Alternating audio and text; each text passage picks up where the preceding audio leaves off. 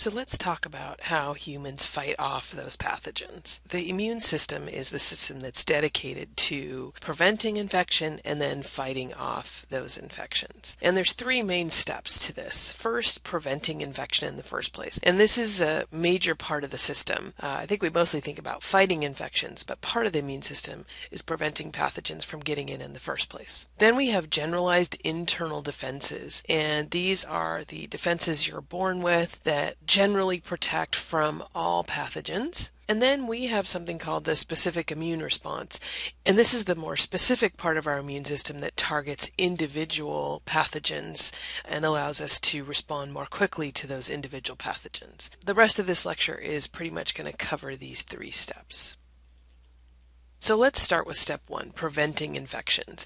And this is the best thing. Let's just not let the pathogens in the first place. And there's three main steps to that: mechanical barriers, mucus and cilia, and chemicals. So by mechanical barriers, we mean your skin. Most of us don't give a lot of thought to our skin as part of the immune system, but it is in fact actually the largest organ in our body, and it's going to be key in mechanical barriers. So this is a cross-section of your skin, and notice the epidermis, this outer layer, is many flat cells, and these are all dead cells. We have living cells underneath, and these dead cells are completely dry and a little bit salty, and this is just a horrible place to live. So if a bacteria lands on here or a fungus, it's just not going to have any liquid. It's going to be salty, and if you remember from osmosis, a salty environment is actually going to suck the water out of things.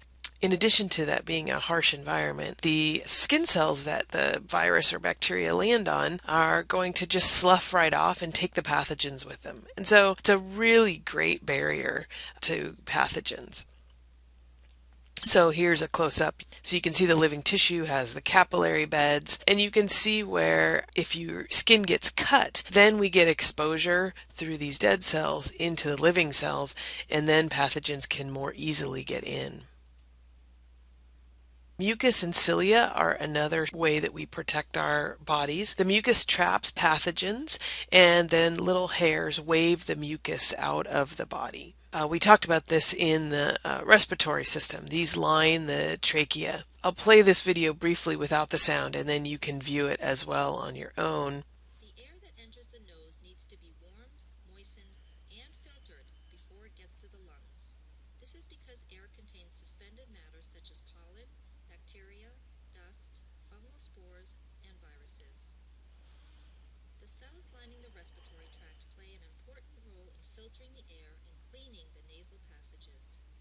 They are of two types: ciliated epithelial cells and goblet cells, which secrete mucus.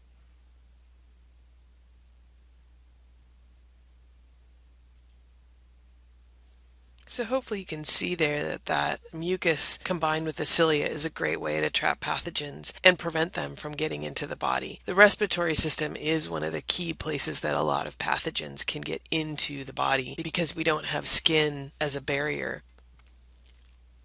Finally, we have chemicals. Our body actually produces antibacterial chemicals in our sweat, saliva, and tears. Saliva, again, is going to help us in the respiratory digestive system, which is another place where pathogens can get into the body. Tears are going to help us in our eyes because that is another place that viruses and bacteria can get in. We also have highly acidic environments in some of these entryways. Both the stomach and the vagina are openings to the outside world where pathogens can get in, and both are highly acidic. Again, many pathogens can't survive through those two regions.